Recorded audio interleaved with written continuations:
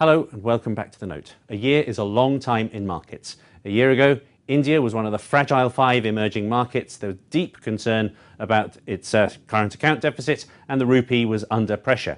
Now, stock markets in India are at all-time highs, and there is great excitement over the election of Narendra Modi as their new Prime Minister. Was the market right a year ago? Is it right now? What could be the impact of Mr. Modi? With me now to try to answer some of these questions is our principal economic commentator, Martin Wolf. Martin, thanks once more for joining me. Pleasure. Let's start by pointing out that this really is a true political landslide. In fact, landslide might even understate it. This is a huge change in the electoral rules in India. How important could that be ultimately for the economy and for growth? Well, as you can see, in terms of vote shares, the BJP has passed 30%, 31, and it's never had this before, Right. So it's a record, and the Congress has fallen to an all-time low after a long historic slide. You can see the progressive slide held up in the 2000, now collapsed, and in vote in seats, I mean, the contrast is simply staggering, and this is going to emerge as a very strong government in the complete control of the lower house, with a leader who, in my view, will be the strongest Indian Prime Minister since Indira Gandhi in the 70s. Right, so this is enormously important politically. Let's take a look at the economic legacy that Mr. Modi inherits, obviously taking over from Manmohan Singh, who's a very, very highly respected economist in many ways. Problem here is the GDP growth is very respectable. Is it sustainable? Well, what's happened here, and it has been a surprise, including to me, is that actually the 2000s were the best decade in Indian history. And average growth over this last government has been 7.5%, which isn't bad, but just think of, by any stand, isn't bad. But it has, as you can see from the moving average line, been steadily declining and recently has fallen to about 5%, roughly. And that is really worried them. It sort of brings them back to the memories of 25, 30 years ago.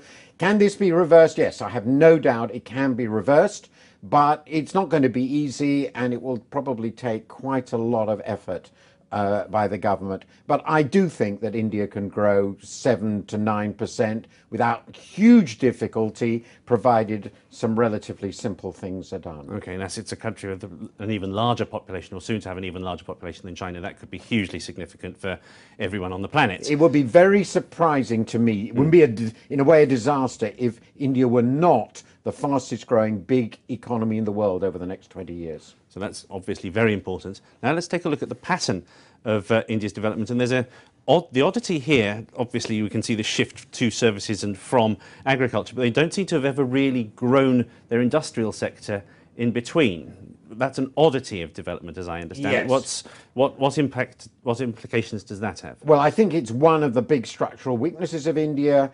It has, I think, not only slowed its growth vis-a-vis what it would otherwise be if it followed the Chinese pattern. So if industry had grown faster than the economy, which you'd normally expect, and particularly if it had done better with labour-intensive exports and manufactures. There are 2 main reasons for this.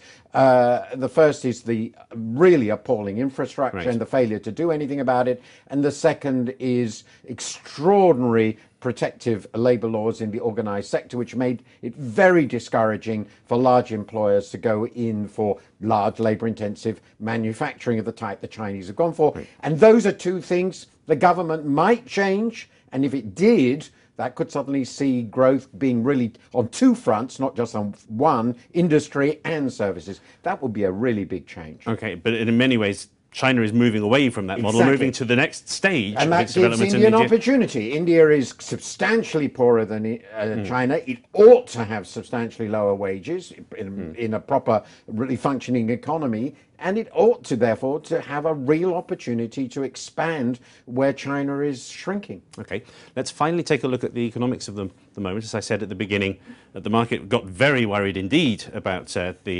India's budget position a year ago. The rupee came under great pressure.